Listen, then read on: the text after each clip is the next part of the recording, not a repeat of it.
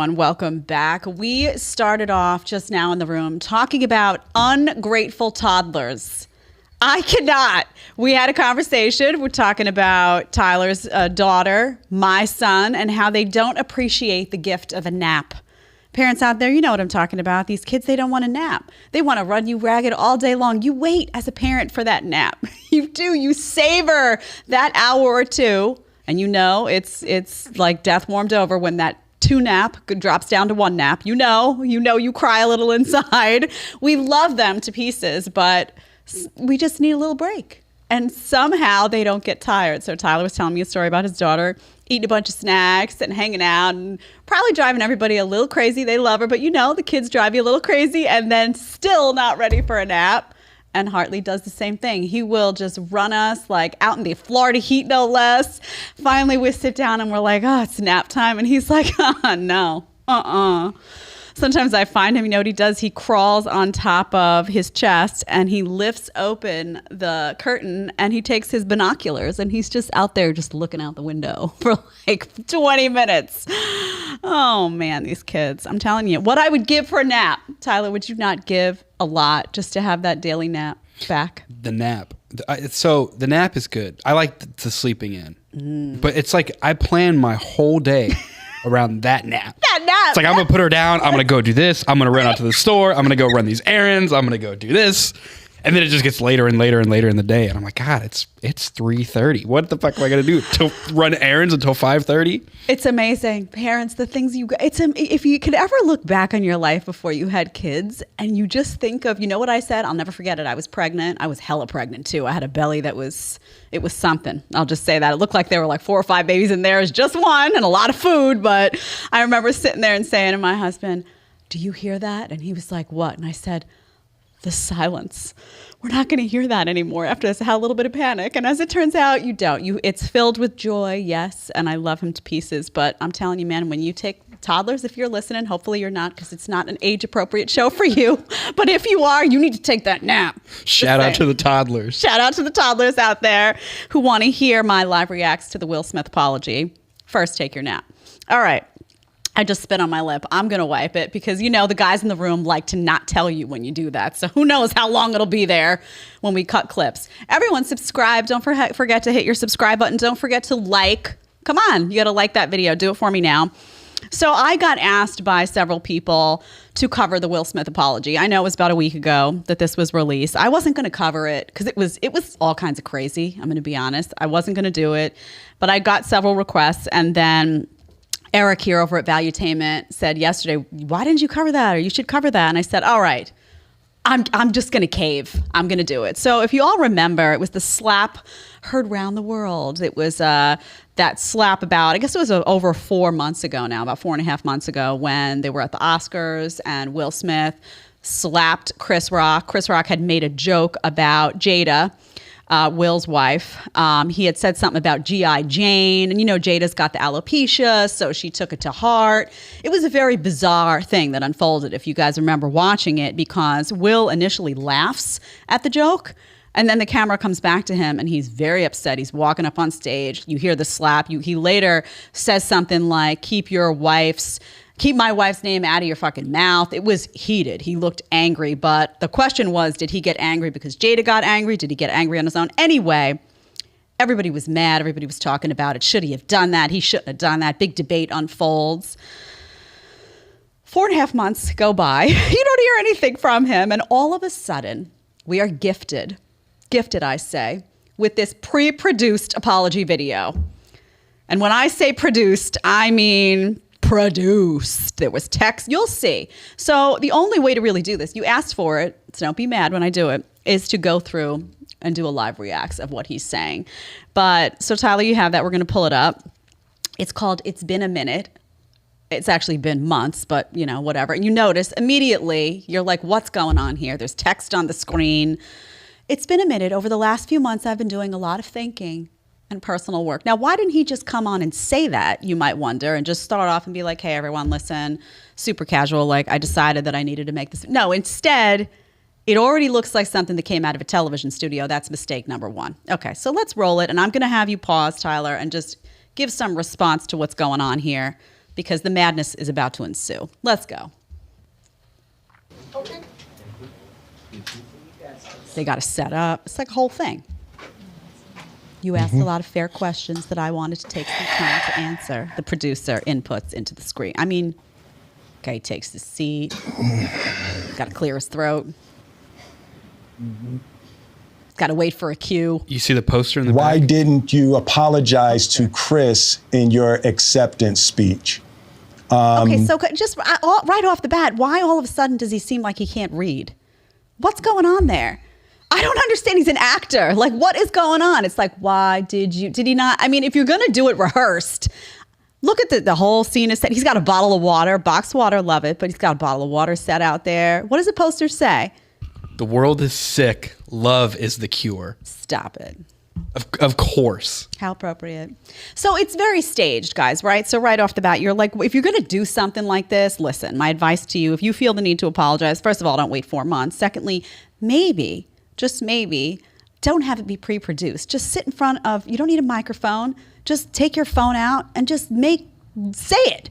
Say what you got to say. Okay, we're going to continue. Let's pull it back up. Sorry, very distracting. I was fogged out by that point. It's all fuzzy. I've reached out to Chris, and the message that came back is that he's not ready to talk. And when he is, he will reach out. Okay. So I will say to you, Chris. He just told him he's not ready to talk. So why did you then go and make this video? Now you're going to address Chris. Wait, it gets better. He's going to address his mom, the whole family. If he's not ready to talk, give the guy a second, and then that's it. You can apologize to him when he's ready. Why do we all have to hear the apology that you're going to make to Chris? Okay, there's another reason that this happened. We'll talk about that in a second. Let's continue. You guys can leave it on the screen, too, because I'm going to keep doing this. Okay. Apologize to you.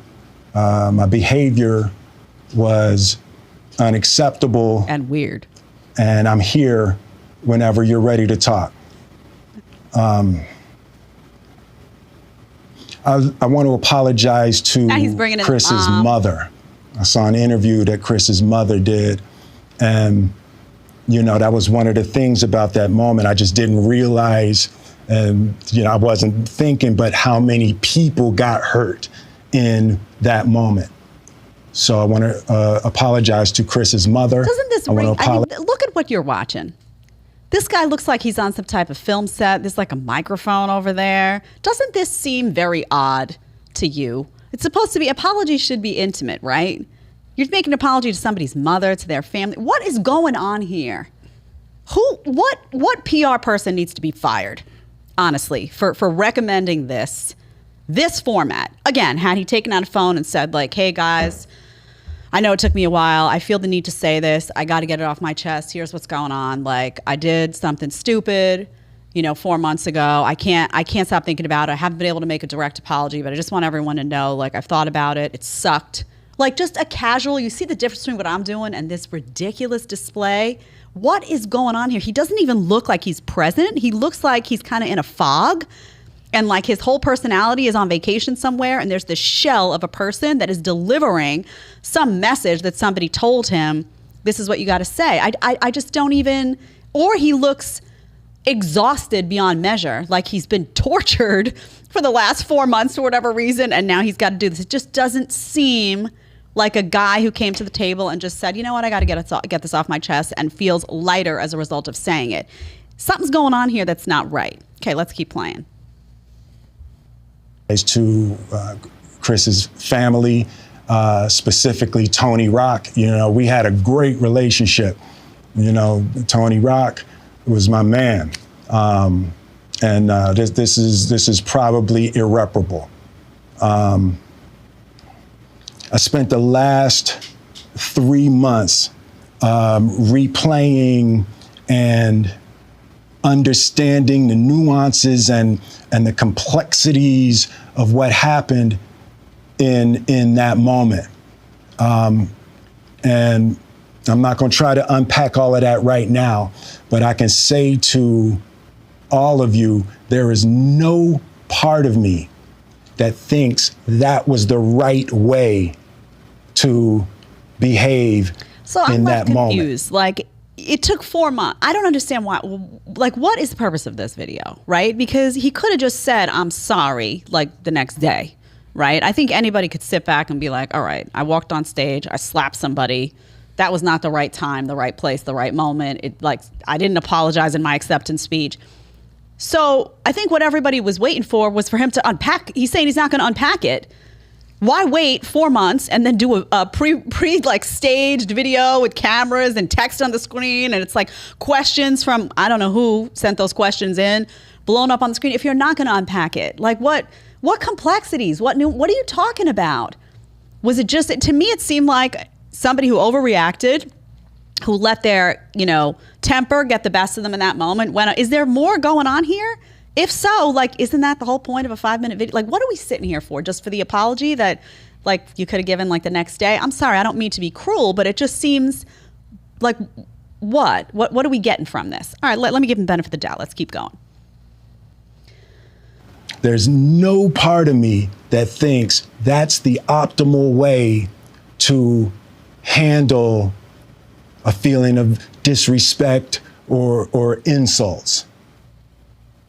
After Jada rolled her eyes, did she tell you to do something? She did roll her eyes, and then he reacted differently. People noticed. I made a choice on my own, from my own experiences, from my history with Chris. Jada Go back and watch the video, people, though. Go back and watch the video. Be honest about it, whether you're Will Smith. I happen to like him as an actor. I'm a fan. I think he's a great actor. I like his work. I do. But there's something else going on here, because if you watch the old video, go back and watch it. You can find it anywhere. Google it. It's everywhere. You will see that joke is made, and he's all like, ha, ha, ha, ha, ha, ha, ha, ha. He doesn't look mad. Not even a teeny bit mad. The camera goes to her. She is pissed. Then the next thing you see is him walking up on stage. So did something happen? I don't know that she had the time to tell him to do something, but there was a look exchange. He got a message from his wife that was not, she didn't find that funny. Probably felt anxious in the moment. What do? I gotta stand up for her. Didn't have time to process it, and boom. That's my estimation of what went on. To say that she had no role, I don't know, the tape says something different. Let's keep watching. With it. I'm sorry, babe. I'm going to say sorry to my kids and my family for the heat that I brought on all of us. To all my fellow nominees, this is a community. It's like I won because you voted for me. And it really breaks my heart to have stolen and tarnished your moment. These people were nominated 4 months ago. Doesn't it seem odd to say that now? I mean, is there not a significant delay here? Given the type of message. Now, if he had come out and said, I went to therapy, I figured out X, Y, and Z, or he's going to reveal some new information, fine. To my fellow nominees, it's almost time for the next award show. Okay, let's keep going. I can still see Questlove's eyes. It happened on Questlove's award, and it's like I'm sorry really isn't sufficient. What would you say to the people who looked up to you before the slap, or people who expressed that you let them down? This guy, can I just tell you, though, this is an actor. He's trying to make it look now like he hasn't seen the question. Like, oh, let me see. It's now we have an actor trying to pretend like something that's rehearsed isn't rehearsed. Like, let's give it an unpolished look. Let me pretend like I can't really, what's that question? You saw all the questions in advance. Come on, Will. Again, I like you. I really do. But this is silly. This is silliness going on here now. Come on. Something else is prompting this whole charade of this apology 4.5 months later. This, I'm torn up to my fellow nominees. Something else happened. Is it Jada? I had heard that she has that show, what's called The Red Table, where she, her daughter, her mother go. I had heard there had been some backlash that they were getting with respect to the show because of something's going on here. There's PR involved. Is there a new movie coming out? You're worried that you may be tainted by what went on here. This just doesn't read as I woke up today and had to give the apology. I mean, come on. Let's keep going. We'll watch till the end. So there's two things. One, disappointing people is my central trauma. I hate when I let people down. So it hurts. It hurts me psychologically and emotionally to know I didn't live up to people's image and impression of me. Doesn't it also seem weird that he thinks that 4 months later, people are still like jet laser focused on this? I mean, I don't know. Is it like a celebrity sense of self-importance thing? Like in the moment, yeah, it was wild, right? The next day you were talking about it. 4 months later, I don't know if people are still like, Will Smith, he really disappointed me. I don't know if that's on the tip of their tongue still. Maybe if you're a huge Will Smith, that's why I'm saying, wait for it. Something's going to happen. You're going to see something roll out. And you're going to see why he had to do this, because he doesn't want the last memory that people have of him to be that slap heard around the world. He wants it to be this heartfelt, pre-produced apology that he never gave. Let's keep going. The work I'm trying to do is I am deeply remorseful. And I'm trying to be remorseful without being ashamed of myself. Also right? reads a little bit like public therapy. Like he's going through the therapy with us. It's awkward, isn't it? Tyler, is this awkward for you? It's super awkward, and it seems super disingenuous. It's awkward. He seems like he's not comfortable in his own skin. It's self-absorbed. It's like people are still hanging on to that moment, and he kind of needs you to be hanging on to that moment because he didn't do the proper apology. So now you can it can be tied up in a little bow. Like he doesn't even seem like, y'all seen Will Smith in interviews and like on camera, and this doesn't even seem like him. It's like, is there an imposter? It just doesn't have his vibe, his energy. It's like someone set this up for him and sat him down, and now he's got to play the role of what they need him to be in this moment, but I don't feel it. This does not feel genuine to me. I want it to, right? Because if you're going to go through all this trouble and pre-produce it and do all this and have the water and the poster behind you, may as well. No, it just doesn't. Let's play the end, and then we'll wrap it up.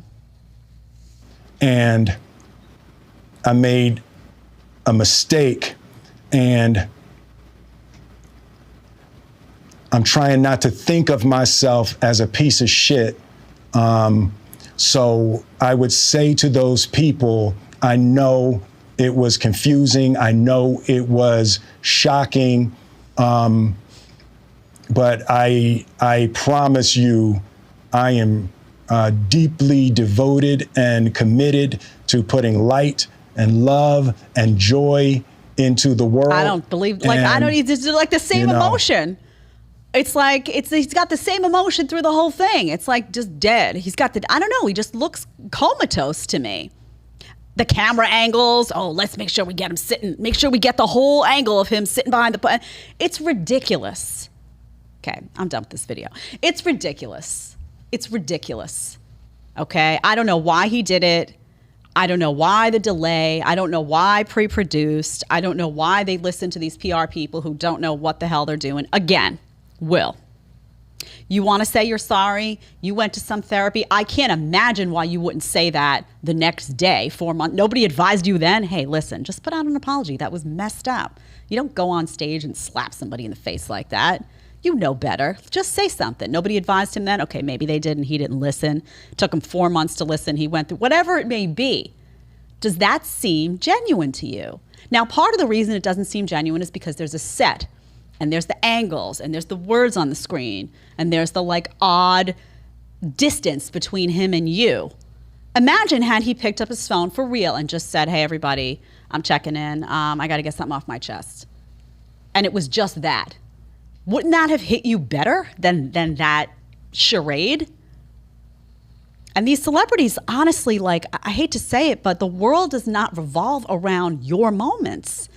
It was a big deal 4 months ago. People aren't hanging on the edge of their seat waiting for your apology. And you know what? If you put another movie out and it's a great movie, they're going to have forgotten about that slap. It's over. It's done. The moment has passed. Should you have apologized? Yes. Done. There have been like 50 celebrity scandals since then that people have their eye on, right? They've moved on. There's something else going on. Also, most people right now, I love celebrities. They live in a little bubble in Hollywood. Most people like trying to figure out how to put gas in their tanks. They're not sitting on the edge of their seat waiting to see what you're going to say in the apology. And people who watched it, I guarantee you, were like, what did I just waste 5 minutes of my life for? I learned nothing new. You didn't explain anything. You didn't unpack anything to me. You just said you're sorry. Okay, next. Do better. I don't know, man. Tyler, your reaction to this, I'm curious to see how it hit you. One thing that sticks out to me is that this only works with Chris Rock, right? He doesn't go up and slap Jason Momoa or right. The Rock or like Adam Sandler or right. No, this only works right. with Chris Rock. It's true. And I think you nailed it earlier. Who's giving him these questions? Nobody actually wants to know the answers to these questions. What do you say to people who look up to you? I don't give a shit about that. I want to know why you smacked Chris Rock. Yeah, why did you hit him? Why don't you just tell people? You want to put out a video that really just tell people why in that moment you thought it was appropriate to get up. Like, why? Were you like, oh shit? Let's be honest with. Also, I will tell you, people can read that shit right away. You're not being honest. Those were not honest responses. Those were PR checked responses. You ran those answers through somebody. They helped you figure out what to say. They put a little check mark and handed it back to you. They probably audience tested it, of course. ran it to they people. They poll tested it. You know, like these politicians and actors are not that different. Instead, he could have just come out and been like, you know what? I lost my mind in that moment. I don't even know what the hell I was doing. It was like she got made fun of. I look at her. I'm looking around. I snapped. I get up, and before I know it, I did something stupid, and then I was just humiliated. Had he said that, you would have been like, okay. I can't. Celebrities, honestly, 2 tips. Stop listening to these publicists. They don't know what they're doing, honestly. They really don't. I know that you pay them a lot of money, but this stage nonsense, you should have picked up your phone and just said something from the heart. And secondly, everybody knows you're an actor. This is bad acting. Will, this is bad. If you're trying to get your next movie, this ain't gonna help. This is really bad act. You did a really shitty job of portraying somebody who was really, really remorseful and in touch with their words 4.5 months later on a stage set with your box water. Come on. And I like you. I'm saying this as somebody who is a fan. Do better. Be more authentic. People expect it. You want people to forgive you? People are very forgiving. Seriously, they will forgive a lot when it comes to celebrities that they love. But this stuff, it's nauseating. It's nauseating. All right, speaking of what's nauseating, we're going to move on. Bill Maher is giving some great commentary lately. Of course, he's making everybody mad, right? He's talking about fat acceptance. Okay, now we did it on the show. We talked about how obesity is being not only normalized, but, lifted up like it's the holy grail now. Now it's cool to be obese. It's positive, it's beautiful, it's healthy. So the experts in the woke kingdom say. So on Friday night, he has a closing monologue. And this is the title of the article of the Daily Mail. Bill Maher says woke fat acceptance is now a national security issue because obesity is driving down Pentagon recruitment and slams social justice warriors' Orwellian obsession with body positivity. It's a great title. That's exactly what he does on the show. And what he does is he cites a New York Times, of all places, think about that too for a second, 2019 article that showed that about 1/3 of potential recruits now to the military are too overweight to enlist. 1/3 of them.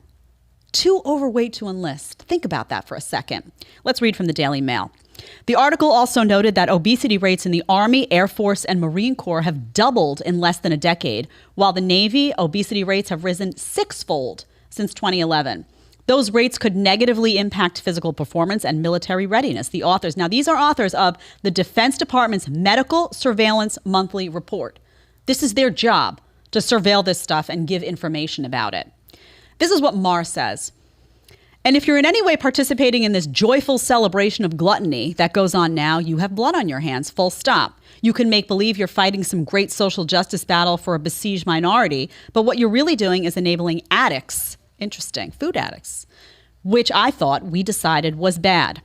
There's a disturbing trend going on in America these days, rewriting science, interesting, to fit ideology or just to fit what you want reality to be. We've gone from fat acceptance to fat celebration. It's a great way to put it. This is new. Letting yourself go to a point of pride. And he goes on and on and on. And the article actually also cites a study by Johns Hopkins University from December. And some of the numbers they give in here, people, it's crazy. The average body mass index increased 4.6 points over the past 4 decades. The number of overweight people between the ages of 18 to 25 went from about 18% in the late 1970s to nearly 24% by 2018. And it says the largest spike in measurements was in the prevalence of obesity. That's having a BMI of 30 or higher, which increased from about 6% to nearly 33% in that time period. So people, bottom line, people are getting dangerously fat. Okay, that's not a PC way to say it. They're getting fat. It's dangerous to their own health and well-being, and it's being glorified, and people are being told, no, fat is beautiful, and they're getting the wrong message, right? They're getting the wrong message. What you should be told is this is not healthy for you. You're predisposing yourself to a number of conditions, to a number of diseases. Listen, you want to be overweight, you want to not care about that, that's up to you. You have that right 100%. Make that decision for yourself. But these people who are now influencers, who are out there and they're like, oh, appreciate your body, and they're grossly overweight and they've got like a cheeseburger in one hand and French fries in the other, and they're making a mockery out of health and wellness. That's a disgrace. It's a national disgrace. And all of the magazines that are complicit in this and all of the media that's complicit in this, he says they're going to have blood on their hands. Well, he's saying that because these people are going to be closer. You're inching closer to death when you're obese. It's a reality. In the same way, why does it not bother people when we say things like those who are grossly underweight, for example, are problematic? You can look at someone who looks anorexic and you can say, that's not healthy. That's not good for you, right? Why can't you look at somebody who's obese and make the same commentary? Well, because it's not politically correct to do so. Sorry, I had to take that so that I didn't have a coughing spell. All right, so why is this happening? The why of this is significant, right? And one part of it is woke culture, as we just talked about. I think one of my first shows here, we exposed Cosmo magazine. We talked about, all of these women's magazines that are now glorifying like fat is healthy, fat is beautiful, all of that. Go on Instagram though. It's really quite remarkable what you'll see. The other part of this is that people are addicted to screens, right? So we are more sedentary than we've ever been. They want you, sitting looking at the metaverse. We talk about that all the time, on your phone, on your computer, and it's affecting kids at disproportionate rates. I want to show you a picture. Tyler, if you don't mind pulling this up. This is a 1970s beach photo. I don't know how closely you can see what's going on there, but you're like looking, everybody looks fit. Everybody looks like they've been to a gym. You don't see obesity. You have to really comb through to see, what's going on here? And you have to ask yourself why. What's interesting about this is that it wasn't a time where gym culture was a thing, right? Gym culture is new. Gym culture is something we do now. That wasn't what it was like then, but you know what people were doing back then? They were getting outside. They were active. They weren't on their phones. They were hanging out. They were playing volleyball. They were doing something. What's horrifying to me about this is that you walk around, seriously do it, pay attention to kids. There are some, and I'm not going to sugarcoat, there are some very fat kids running around. Okay, now I know the baby fat on the infants is cute and all that. That's different. I'm talking about 5-year-olds, 6-year-olds, chunky, heavy, reaching for, I take my kid to the playground. You would not believe the snacks that I see. Hartley comes over to me. He's got, you know what we bring? Nuts. Dehydrated, raw. He's got walnuts, pecans, pistachios. Sometimes we'll, bring him a banana. He'll have some little fruit in a cup he likes. He likes strawberries. That's it. I see Dunkaroos, those things you dunk in with the icing, old school Fun Dip. I'm like, what? Crazy snacks, everything in a bag, everything packaged. And you see these little kids that are overweight. Not in a healthy, I'm not talking about robust, because my kid is he's got traps. It's crazy. He's like, I put a picture up recently and I was showcasing his muscles because he eats a ton of grass-fed meat. Like he'll sit and eat 2 hamburgers, like done. It's scary what's happening. This obesity stuff is scary. I'm glad to see Bill Maher. Bill Maher doesn't give a shit. He doesn't give a shit. He makes a lot of money. He's got an audience that expects him to say what's what. Good for him. He talked about, remember when he really started taking heat? When he was talking about, radical Muslim extremism, took heat for that. He talked about the vaccine and the mandates too. He was like, what the hell, man? What's going on? And he's not a conservative, right? He's not. He'll talk about this now because it's disgusting what's going on. These magazines don't care that they're complicit in undermining the health and wellness of people, particularly women, I'll say. I see it a lot more with women around the country that are now obese and they're like fat and proud with a big t-shirt and a big ice cream. No, let's empower those people to have options to get healthier. We just got through COVID, didn't we? Went through that whole big thing with comorbidities and this, that. And what we found is that obesity was a comorbidity. That if you were obese, you were more likely to get chronically sick from COVID. In the beginning, right away, land in the hospital, or to develop later problems, right? With your lungs, with this and that. So let's just be honest about it. If you want to be fat, great, be fat. Like, I don't care. But let's be honest about what that does to your body and your overall health. And for a long time, people were afraid to say it. And now I'm glad to see he's not. And when you think about that beach photo, really, honestly, take a minute. Go to a beach now. Go to a beach. And they do this too with the dad bod. Now, I like a little meat on a man. I've said that. I don't need you looking like you've eaten nothing but, salad for the last 5 weeks. I like a little meat. I do. I like a healthy, a little ruddy complexion. That's my taste. But take a look around now with the dad bod. Now people I hear saying, oh no, I want to see more love handles. I want to see a shaken belly. I don't want to see all that. You know why? Because it's not healthy to carry weight around your middle as a man. It's not. And I'm not going to be like, excusing that. No, we got to be honest with people. It's not healthy. So I'm exhausted, man, and good for him. I'm going to be calling this out too. I would love to talk. I would really love to talk to people in the chat. Let me know. Would you like to hear me talk to somebody who says this is great? These influencers that are out there promoting fat culture. I'm going to call it what it is. Oh, this is great for women. How is it great for women? You want them inching closer to death more quickly? How is it great for men? It's not. And you know what? Those people don't look happy.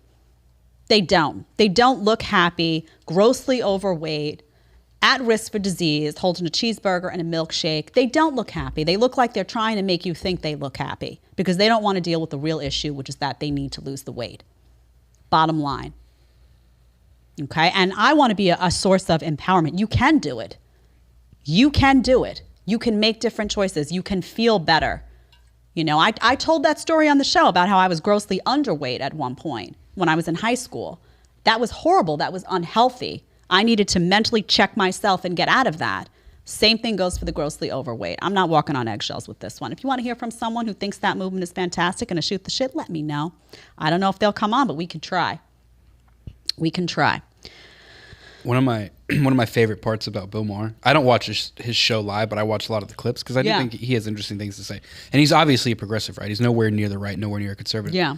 But my favorite part is when he calls something like this out and then his audience doesn't know what to do. Have you seen that? Oh yeah, when they have no idea how to react. Yeah, they don't know if they should clap or boo, and they're just lost, like a deer in headlights. Yeah, and I think it really goes to show what kind of a person he is. I mean, he calls out the nonsense where he sees it. Yeah, because the audience is like, well, like they're so used to like walking on eggshells themselves. Like, well, this is okay to laugh at, but this isn't. And then they got to look to their left and right. Maybe there's a fat person over here who's gonna. No. Like he's telling you the truth. He's telling you the truth. And it is, think about it. I mean, you're talking about the military. How many different areas of the military? It's like disgusting now what's going on. We talked about the woke culture. They're watching all these videos on pronouns. Now everybody's fat. We can't have that in the military. You can't be fat in the military. I remember I had a fat friend once. I know people are going to be like, she's so offensive. But the truth is, the guy was fat and proud of it. and ostentatious about it. He wanted to be a fireman. And he went for the fireman's test, and they were like, it's Staten Island, no less, which is like, I don't know if you know anything about Staten Island, but no shit is taken there. And the fire chief or whoever was like, get out of here. Come back when you've lost 100 pounds. And the guy was deeply offended and came home, and we had a conversation about it. It was a group of us. And I was like, dude, you need to be able to carry people up and down those stairs. Like, this is life or death. This isn't like you auditioned to be on the cover of a magazine. This is life or death. Okay? That guy doesn't care about your feelings.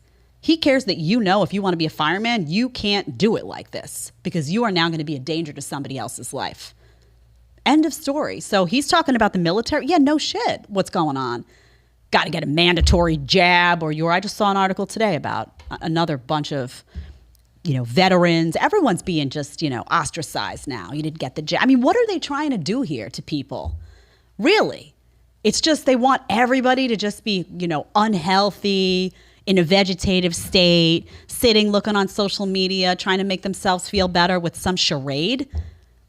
Where are the real people that just say what's happening? Increasingly, the summary of this is that increasingly people don't speak the truth. And the few people that do, we have to give attention to, like Bill Maher, on this issue.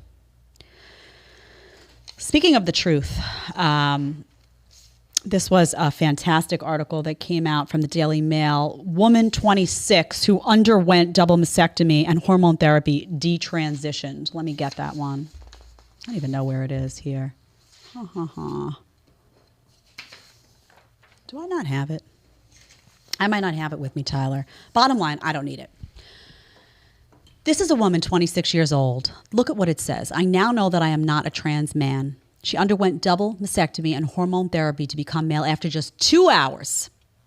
2 hours of counseling tells of her regret as she begins detransitioning back to female.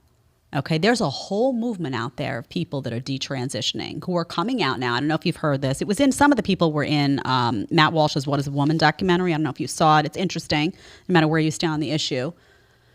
There are people now coming out and saying, I was able to go private.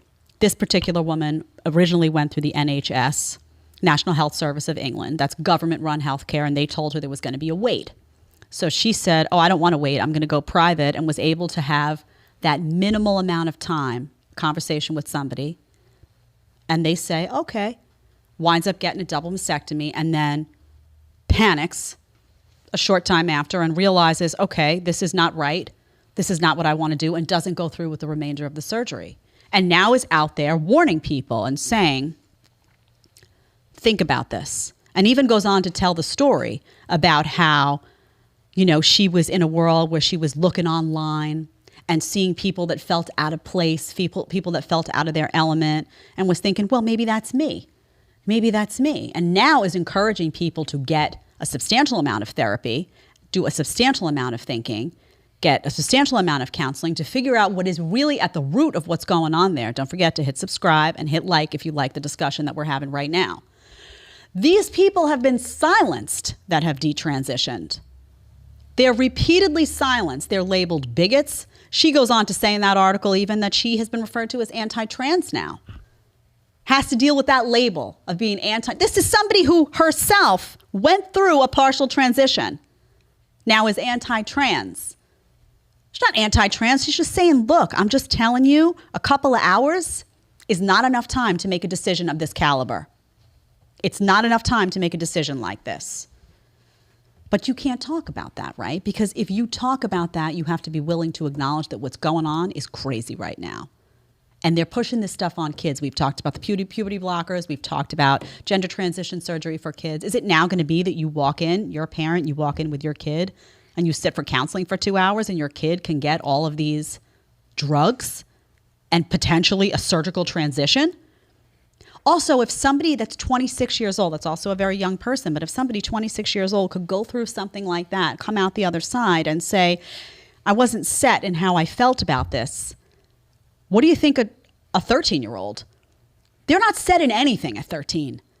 Everything is like fluid, how they feel about this, how they feel about that. You don't think maybe that child, maybe who's been looking on the internet, on TikTok, and says, I feel out of place. Maybe there's a kid out there that feels out of place in their community, doesn't know what's going on.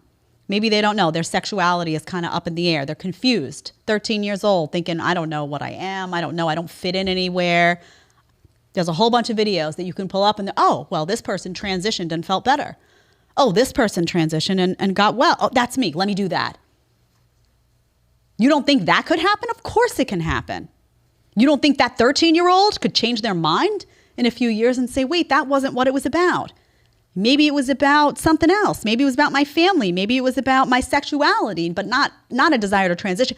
Think about what's going on here. And now you have these people that have detransitioned, that are raising these warnings, and watch it. Wait for it and watch. They are going to be ostracized. They are going to be ostracized. Some have been already. Some of the people that were in the documentary that I mentioned from Matt Walsh have already been ostracized. Already on Twitter. I see the comments. Oh, you're disloyal. Disloyal. These people, remember, these people are telling their stories. They have a right to tell those stories. They're trying to help somebody. They're trying to help somebody out there who may feel lost. And all they're saying is give yourself a second. This is a really big decision.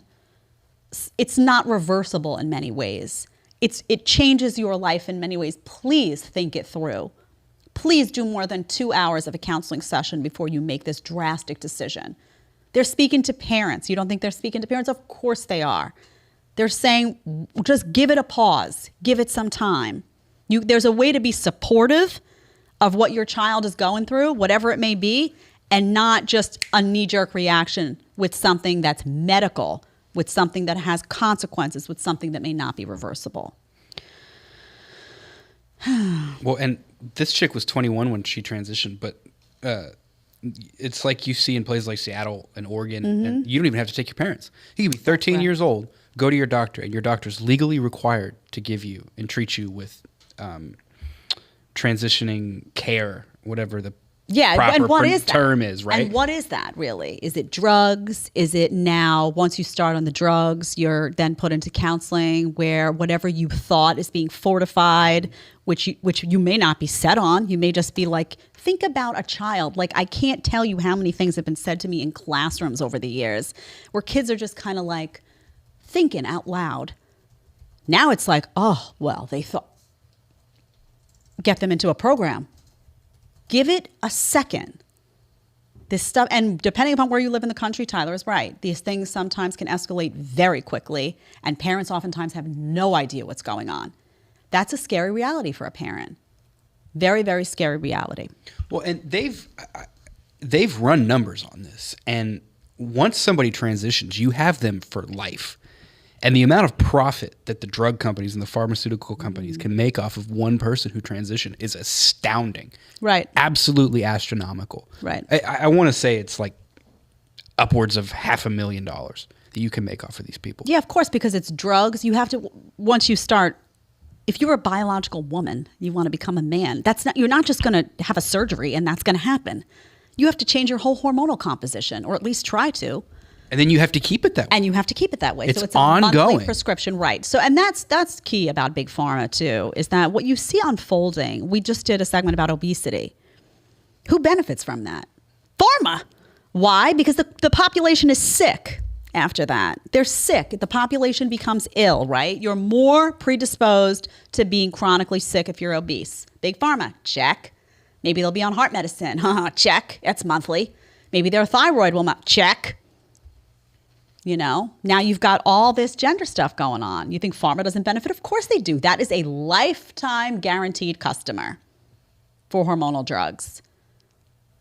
It just seems like everything that's being pushed on people has a benefit for pharma to then come in and try to remedy that situation, which oftentimes they don't remedy, with a drug that then not only is costly to you, but oftentimes has side effects that then guess what they give you? Another drug. Oh, you had a bad, that's my favorite. You go in and you're like, oh, something's going on. They give you a drug. And then you go back and you're like, this didn't affect, oh, well, you know what? Stay on that one. We'll give you another one to counteract something.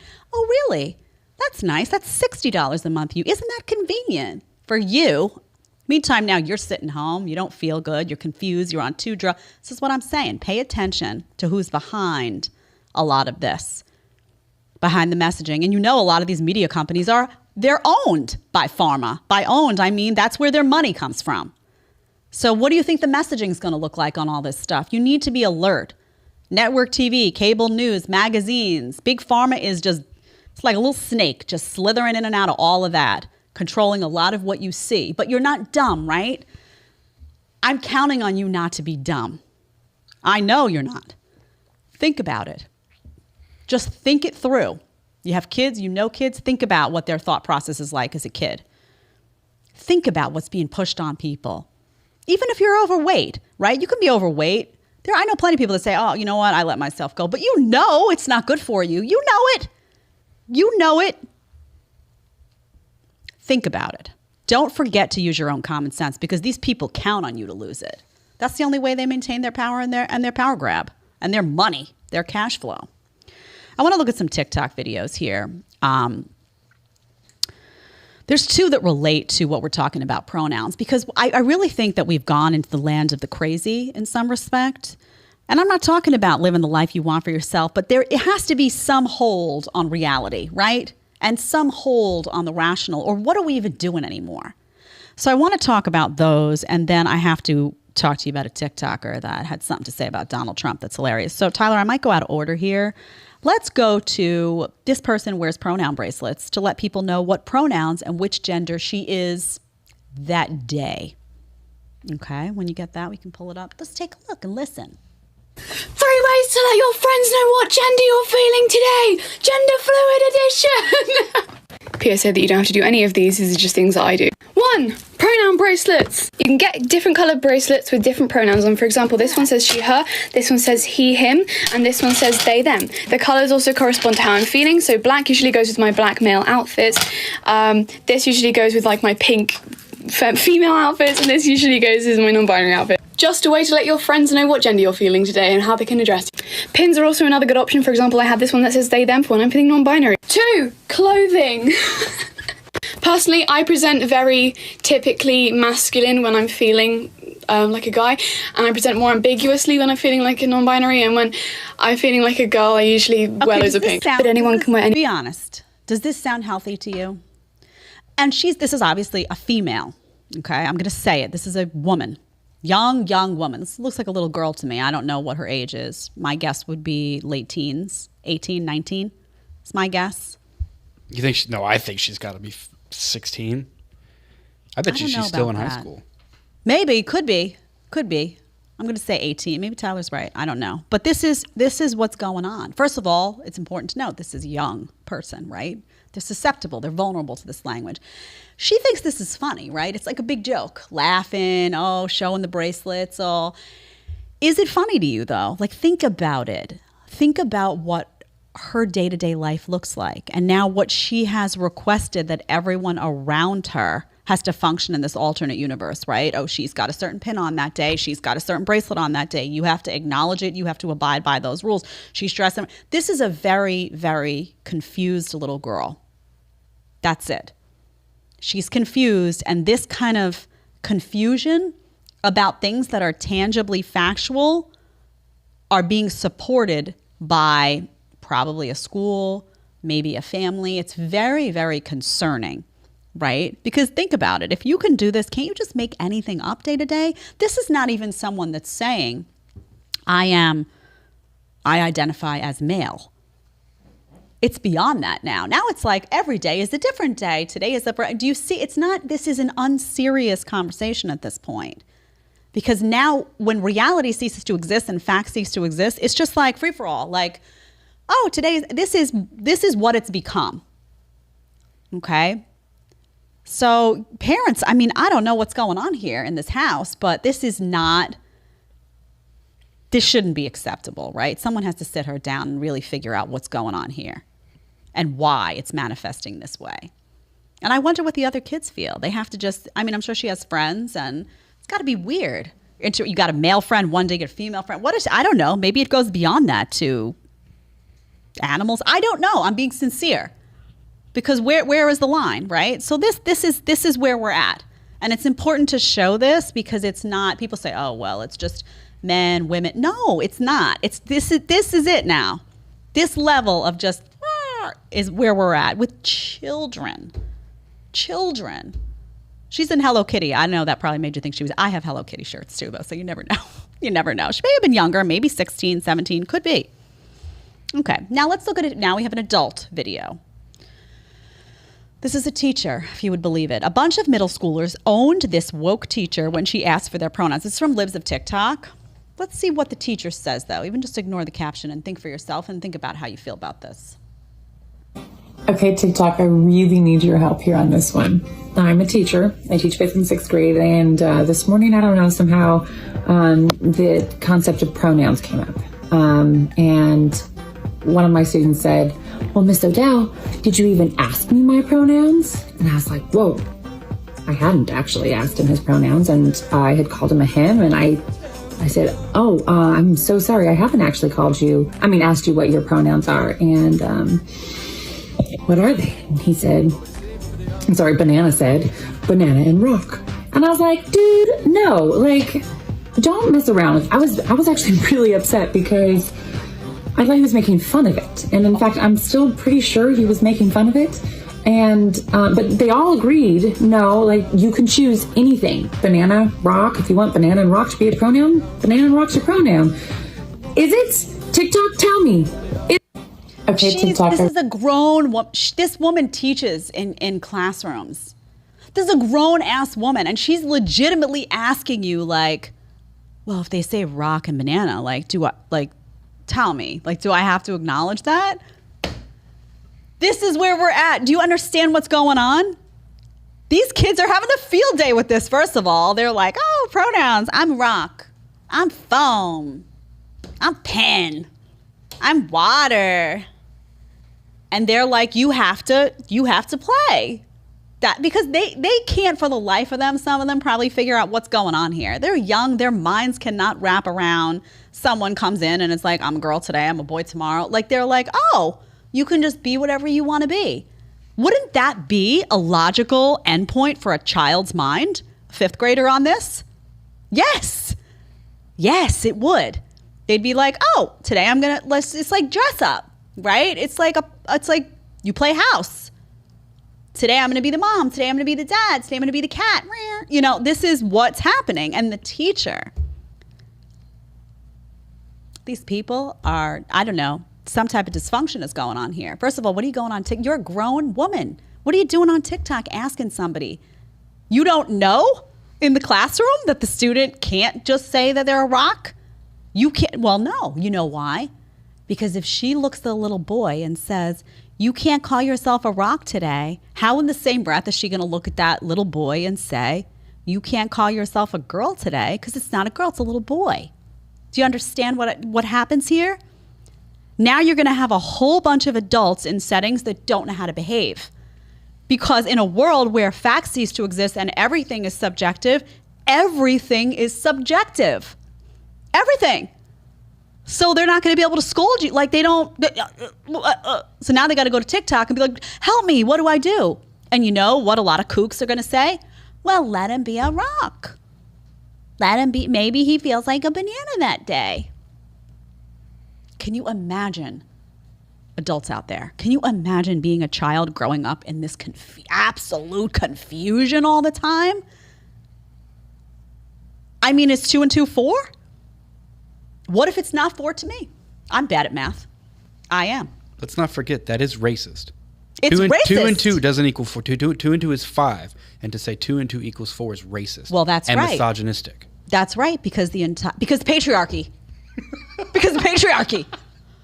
Because the entire structure that we operate in is racist and misogynist. So 2 and 2 equals 4 was created in that structure. So I'm making it 5. I feel better. And now we all got to say, no, really though, where is this going? Where is it going?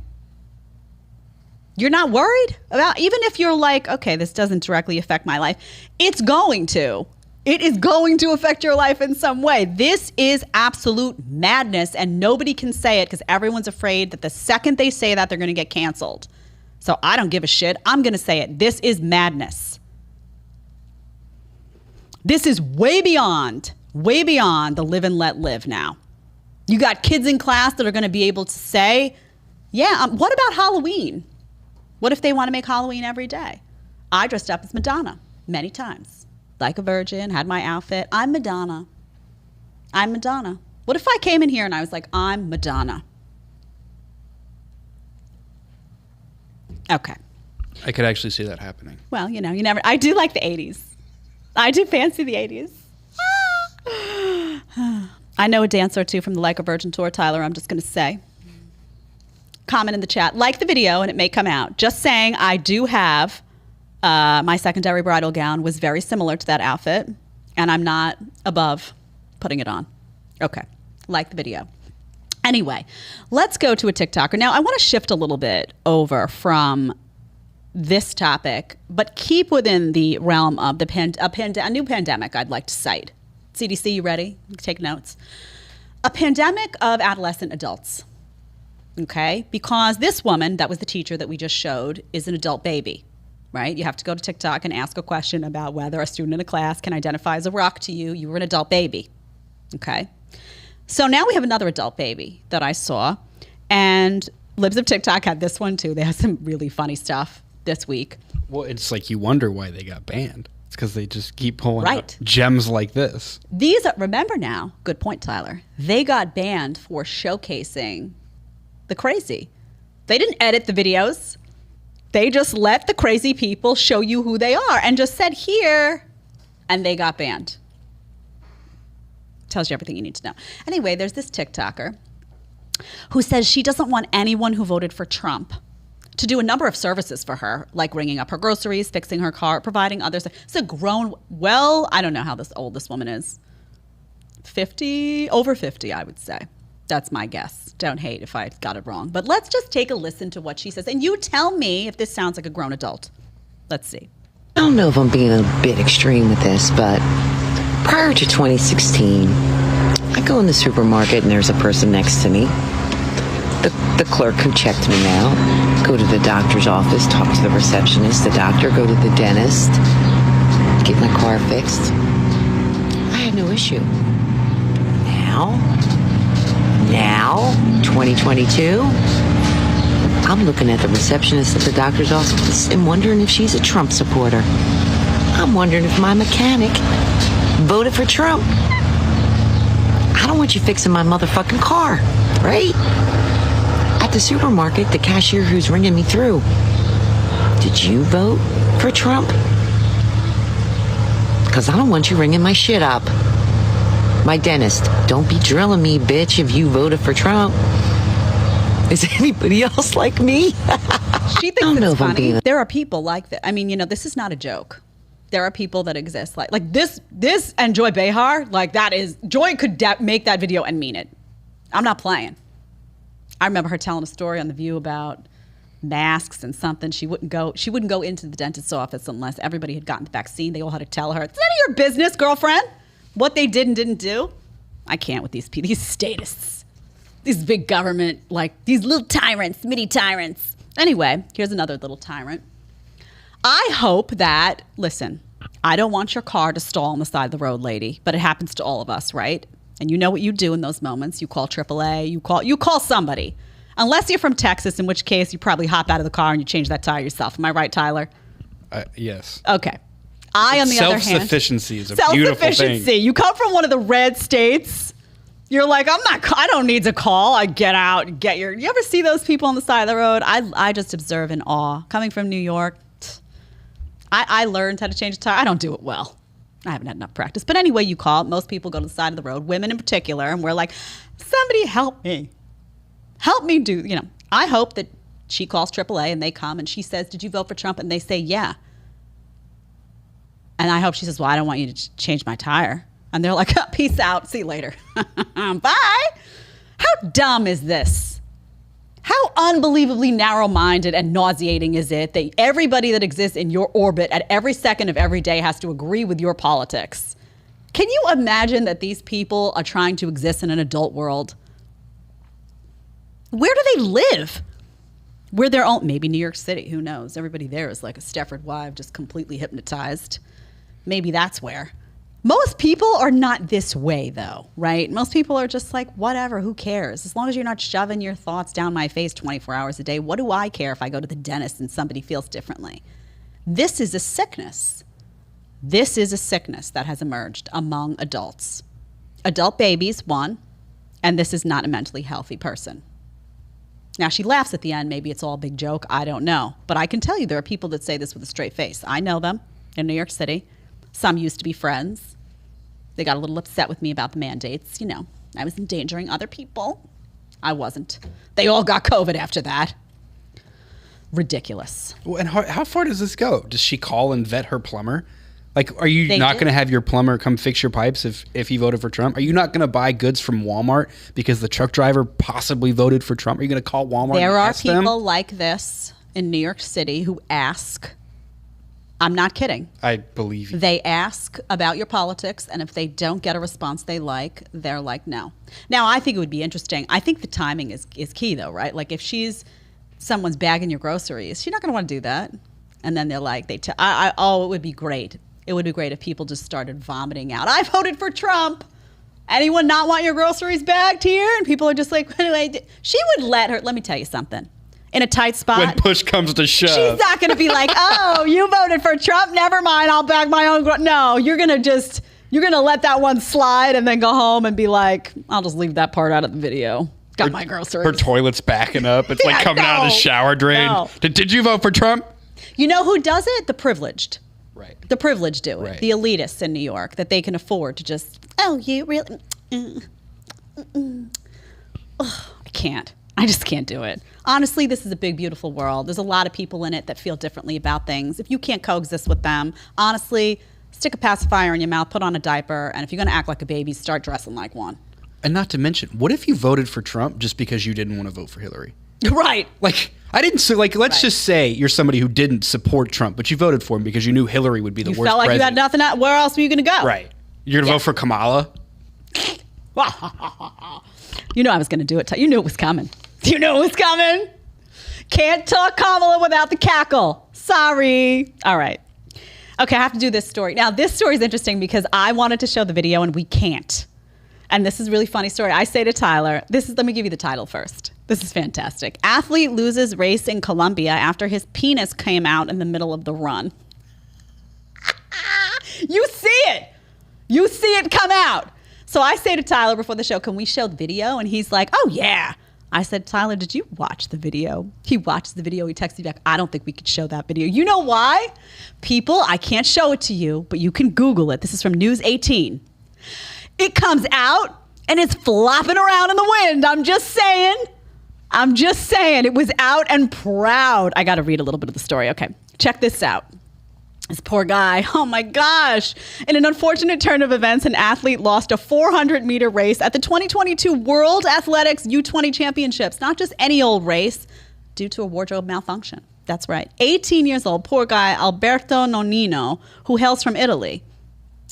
Oh man, doing my heritage dirty, I'm saying. Of course it's in Italian. I can say that, I'm Italian. Was competing in the 400-meter decathlon in Colombia when the incident took place. He passed the middle lane. He looked uncomfortable and kept reaching down to hold his crotch a couple of times. You see it. Let me explain to you what goes on in the video. You watch the video and you see that he's ahead and he keeps reaching down and he's trying to put it back in. Now, several times, it was just out, proud, just dangling in the wind. Can I ask though, why no underpants? Who goes to run a decathlon and that day decides that they're going to go commando? Men out there, when you run, speak to me in the chat. Who knew this was going to get to exposed penises? When you run, do you tighten it up in there? Isn't there usually some type of thing, Tyler, help me out, in the shorts that keeps it in? No?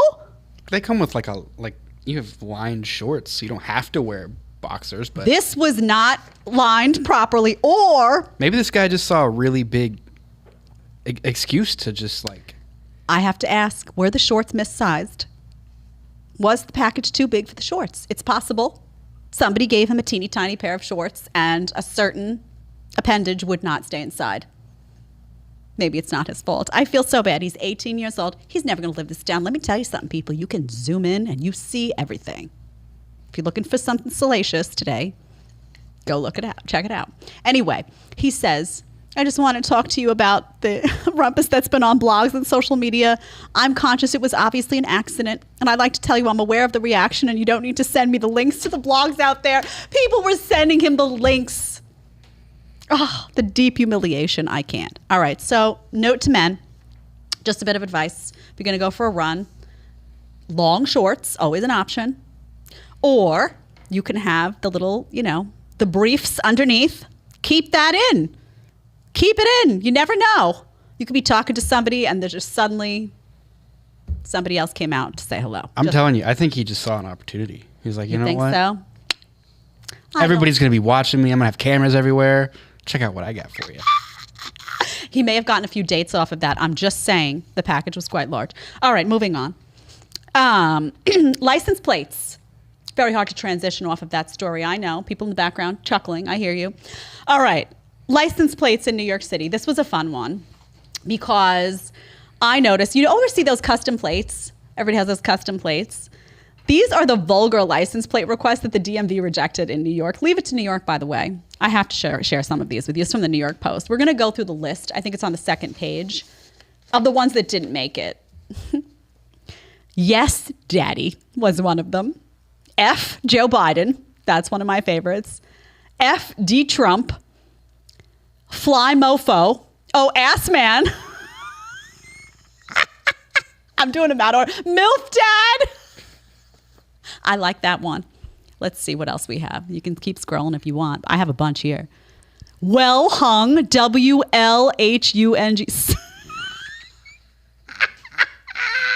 That's great. CNN lies. How come you couldn't have that? How come you can't have CNN lies? And what's wrong? Booby? Is that really that bad? Why would you want booby on your license? But you got to ask. I really got to wonder who submitted these. Booby. Bud Light was, yes, Daddy. We talked about that one. Then there's some F Joe Biden. I love that one. FD Trump. Can't do political stuff. I didn't know that. Glocks? Why is that bad? It's New York. It's New York. Figures. Fly mofo. Oh, yes. What's wrong with that? And you know what? You have to be careful when you do these because people think, listen, you think you're being all cool with a license plate that says Satan because that one was rejected too. You think that's all cool until something bad happens. You go through a red light and now they're like, oh, Satan's on the loose. They're going to get you with that one. They don't have to say like N546500 is on. Gets confusing. Sometimes they can't catch it, but Satan is catchy. I love the way they did Satan too. S8 tan. I don't know what to say, man. Do you think these are options people submitted or they just like, every day like, what could somebody do that we don't like? Oh, I think people probably submitted them, honestly. You think so? Oh, yeah. There's people with a lot of time on their hands in New York City. This is what they do in their spare time, honestly. Doesn't surprise me at all. All right, final story. Oh, two final stories of the day, actually. I'm going to do this one quick, and then I'm just going to do a video that you have to see. Let me get to this one first. Australian woman. This one had me like, honestly, I just can't. Sometimes I just can't. People, I can't. Australian woman explains why New York City men have the best dating game. They don't. Okay, tease on that one. Let's see, though. Australian dating columnist Jana Hawking came to New York to observe how Australian men measure up to the, what is that? Blokes? Mm-hmm. Is that how they say it? Yes. Okay. Back up. People nodding in the background? Okay. The blokes. Whatever. Back home. Here's what she found. This is what she says. Something really stood out to me. New York blokes have got game. And not in a bad F-boy, fuckboy kind of way. I love when they edit stuff. More in a charming, hey, why not give it a shot kind of way. As I perused a shop, I watched as a very stereotypical New York guy caught eyes with an attractive shop assistant and boldly said, hey, baby girl, what are you doing later? Bold. How lame is that? First, what is going on, by the way, in Australia if you think New York City men have game? You're in trouble. Australian men, I don't know. She goes on to say what is specific about New York guys that stands out for her. And it's one word for her, confidence. Okay, so let me tell you something. I grew up in New York City. I was in New York City my entire life, except for a couple of years in Florida when I was like 3. So New York City my whole life, New York men are known throughout the country. I'm sorry if you're in New York. I'm not talking about every single New York guy. I see already in the chat somebody's going to be like, I'm from New York. I don't do any of that. I get it. But I'm talking about most. Some of the worst guys to date in the country are in New York City. Everybody will tell you that. You will hear women all the time from the Northeast saying, you got to get out of New York. You got to even go to New Jersey. Just do something to get out. They are the worst guys to date. I'll tell you why. First of all, they're not gentlemanly at all. They're not. They're not going to open your car door. They're going to look to split the bill. I'm telling you straight. Okay? They're not going to come, drop you off, pick you up at the front door. None of that stuff. I mean, maybe they'll hail a cab for you. You're going to pay for it, honey. 9 out of 10 times, you're going to pay for it. They'll open that door, maybe, hail that cab and be like, see you later. Yeah. You know what? You're not going to get a call either, making sure you got in okay at the other end. You're not going to get a call. Believe me, I have a ton of single friends right now in New York City. You're not going to get that call. Maybe you'll get a text the next day. Okay? Maybe. Maybe. Okay, so they're not gentlemanly. I made a little list for myself to remind myself. They're very self-absorbed. Very self-absorbed. There's a lot of this all the time. You're on a date, you're not on a date. Extremely, obsessed with the whole look going on, okay? They take more time than you to get ready in the bathroom oftentimes. I'm not exaggerating. It's not an exaggeration. There's we talked about delayed adolescence. They're overgrown babies. So in Texas, for example, you're a man. They grow boys into men. By the time you're 23, you're a man in Texas. You're expected to act like a man. You're expected to behave like a man. That's 40-something in New York. You go through all of your 20s and all of your 30s like an overgrown baby. I'm not kidding around. You're out in the club. I can't tell you how many times I would go to the club in my early 20s and I'd see near 50-year-old guy there just chilling. He never got out of college. He's still doing that thing. And I'm not talking about being 50 and you're out with a bunch of friends and going out to a lounge at night and it's your night I'm not talking about that. You know who I'm talking about. Everybody can spot that guy in the club who's acting like he's 22 and it's sad. It's a sad situation. There's a lot of them in New York City. A lot of them. And also she's saying they're confident. They're not. They're not confident at all. Some of the most insecure men because they're always hiding behind a phone. They rarely come up to you in person. There's a lot of fear that goes into that equation. I don't know where she was hanging out. I don't see a neighborhood here. I don't see a neighborhood mentioned. I just see New York City. I would love to know. But these are not qualities that you're going to hear New York women be. New York, you know where New York women go to find their men? Texas? Mm-hmm. They go to the Midwest. They go to Texas. And I'll tell you a big difference. It was interesting. I used to date a guy that lived in Chicago, outside Chicago. His family lived in Lake Forest. Lovely family, gorgeous home, beautiful, beautiful family. And I remember that his friends were so gentlemanly. They were like Chicago guys. And I was like, well, that's a city, right? It's a blue city. What's so different? And he used to say to me, babe, this is the Midwest. You can't behave like that over here. It was fantastic. And it was a moment where I was like, that's true. So yes, occasionally you will see, my husband's from New Jersey, not like this. You'll see the further you get from New York City, the better luck you have. Women will go upstate. They will hop on planes to meet men. And most of the time when they really decide that it's time to settle down, they move. They pick up. New York is a place you come to when you're young, when you don't give a shit about a lot of things. You don't give a shit about spending a lot of money for a room that you can touch both walls. I told you my first apartment. I'm not kidding. I wish I had a picture. You could just be like this. That was my bedroom. You don't care. You're like, you're spending your money. You're young. You're not thinking about saving. You're like, you're not looking to settle down. So you go out on these dates. You're like, what a loser. This guy's such a loser, whatever. It's not so funny when you're sitting with that loser at 35 and you're like, God, did he check his phone again? Did he really not make eye contact? Am I paying for half of the dinner? Not so funny. They go to Texas. A friend of mine from New York just met a guy from Texas, the Austin area. And she went to Texas. She went on a dating app. She was going back and forth there to go to a retreat every now and then, a health retreat. She goes out there. She had been divorced. She had been married to a New York guy before that years ago, dated around in New York, horrible experiences. Goes out to Texas. Her friend says, go on the dating app and just go on a date out here. Goes on a date. She comes home. She's like, I met the first man I ever met in my life tonight. She could not believe the behavior difference in terms of just being gentlemanly, opening doors, like caring enough, like real conversation, like not obsessed with the phone, like eye contact. She was blown away. So I'm telling you, man, if New York and LA and Miami guys really had to compete with like the Cowboys, can somebody do a TV show on that, please? Like the real Texas Cowboys. They're yummy. I'm just saying, maybe I should do a dating show. Wouldn't that be great if I brought back, like, you guys remember the Love Connection? If we brought that back and we had like people from all over the country, we could bring some cowboys in, Tyler. It'd be so fun. So what you're saying is that if you live in Texas, yeah, or wherever, Louisiana, Oklahoma, Kansas, whatever, and you go to New York, yeah, you could crush. You could crush. Yeah, you could. Also, if you live in those places as a female and you visit New York, I cannot tell you how many, because I have most of my like people I know now are in Texas, Tennessee. They go to New York and they're like, where are the men? Like, these are just little, where are they all little boys? I'm not kidding. Straight up, I'm telling you straight up. That's how it works. These guys in Texas, they're like operating their own farm. They've got like, we have a friend that has like a water well. They're like armed. They know their self-defense.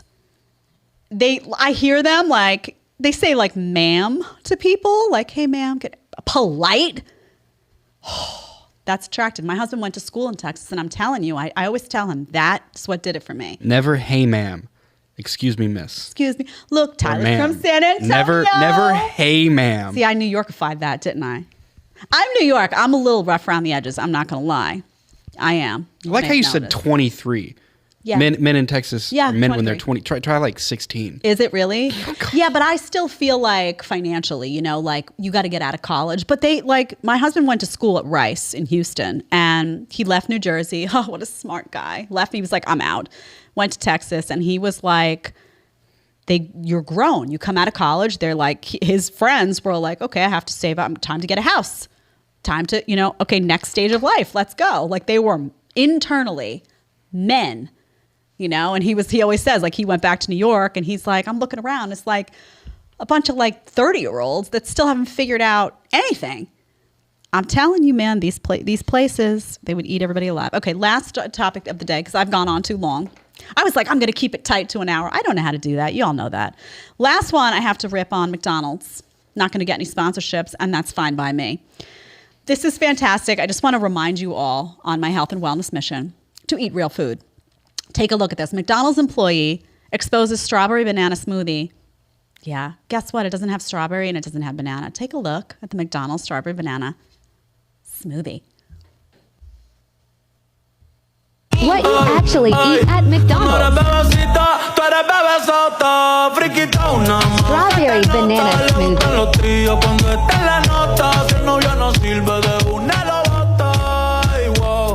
It's syrup. It's sugary syrup. Look at it.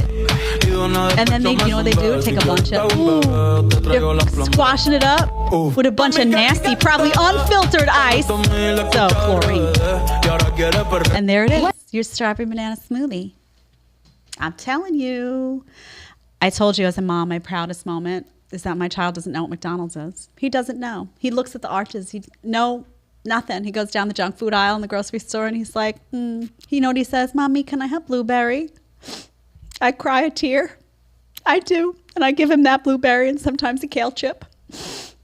Good parenting. Yeah, seriously, people, honestly, if you want to get well, in terms of everybody's got an ailment these days, right? Everybody's got something. I know you're out there thinking, what's my ailment? Do you sleep well? Maybe not. Restless at night, headaches. People have insomnia all the time. Autoimmune disease, it's like everybody you meet's got an autoimmune disease. I'm telling you, man, the poison in the grocery store and the poison in places like McDonald's, this is junk. Your body's not thanking you after you do. You want a strawberry banana smoothie? Let me tell you how to make one. You want to hear? I think you're ready. Coconut water. Organic coconut water is delicious. pour that into a blender. Take some fresh strawberries, take some fresh banana. You can even put some raw cocoa powder in there. If you want extra kick, you can put a little bit of raw honey in there. You blend that up. You blend that sucker up. You're going to feel good after you drink it. Real bananas, real strawberries. Do that for your kids. This stuff, chronically ill population, not good. So that's my reminder. Also, this is a great segue to let you know on Wednesday, we have a fantastic guest who's going to be here. We have Dr. Christian Gonzalez. Dr. Gonzalez is awesome. He knows everything about underground wellness. He's going to talk to you about what is making you sick that you never would have even thought about. Stuff that's really easy to fix in your own life. Super empowering guy, very interesting. I have some questions for him. May not agree on everything, may disagree here and there, but like he's a wealth of knowledge. And he does this stuff about emotional release therapy. Essentially, we're all being bogged down by our emotions and it's making us sick. Do you believe it? Do you not believe it? You're going to want to tune in. You're going to want to hear what he has to say. Do we have anything from the chat, Tyler, before we bid farewell? We do. We got to give some love to the super chats. We really appreciate him. KS gave $5, said you can't be fat and healthy. If you're going into police and fire service, sign up for a gym. Yep. Good point. And Scott gave 3 super chats. He gave $15. He said, first, don't give Bill too much credit. He trash talked Trump for 4 years straight. Gave another $5, said, I have a sticker on my Prius that says I identify as an F-250, which is amazing. I think that's great. I love that. It seems as though I have my own cackle there. I didn't even realize that. So it's going to be like, Jed, I don't know if you should do the Kamala cackle anymore. Thank you all for the super chats. That's awesome. We got one more. So this one's a question. He says, Jedediah, what is a healthy number of times a week a married couple in their 40s should have sex? At least 12. No, I would say you have to be realistic. I don't know how old your kids are. Like, I don't know what's going on in your life, your work hours, but I would shoot for 3. I would say 3 is a healthy amount. 3 to 4, but 3. I know it can get tough. I know, like, I don't know your situation, but at least 3. I could say 5 or 6, but I don't think that's being realistic for a lot of people's lives. The more, the better. Truthfully, sex is very healthy. I don't know if you know that. Like, you can't have a discussion about wellness unless you talk about sex. You have to be like, it's not only bonding with your partner, but it actually gets a lot of endorphins flowing, circulation flowing. Sex is really, really healthy. So if you're not doing it 3 times a week, you got to up your game. I would say 3 to 4. Yeah, that's my advice. What do you think, Tyler? Was that good advice? Yeah, I think that's good. I think that's fair because, you know, I don't know how little their kids are. Also, I don't want to set expectations too high. I come out here and I say 7 and you're like, wait a minute, I can't, you know, there's a lot going on. I don't know your situation. So we got to, you know, you can start slow and you can ease in, you know. You're getting ripped for that one. Getting a lot of 12s, 18s. Really? No, you can't have sex 18 times a week. Like, I mean, I keep it on the high end. I'm not going to lie. Poor Jeremy's exhausted, but 18, that's a lot. How you squeezing out? You got nothing else to do? Don't you got to work or, I don't know, you got to eat at some point or you multitask. Maybe you eat the burger while you're having sex. That could be chocolate sauce, mix it in. My mind's gone to a dirty place. Feels like a Friday, just saying. Thanks for that, Scott. We appreciate that. Well, thank you all for joining us today. Wednesday's going to be fun. We also have a guest on Friday. We have a new Shoot the Shit guest. We have Anthony Mendez. He deals in fitness and fitness consulting and personal training. And we're going to talk to him about everything going on that's good, bad in the gym. Our personal trainers, kind of outdated. We're going to talk about all that. So this is going to be a busy week. It's going to be a fun week. Thank you for joining us today. We will be back Wednesday, 1 p.m. Eastern Time. It'll be fun. Be there.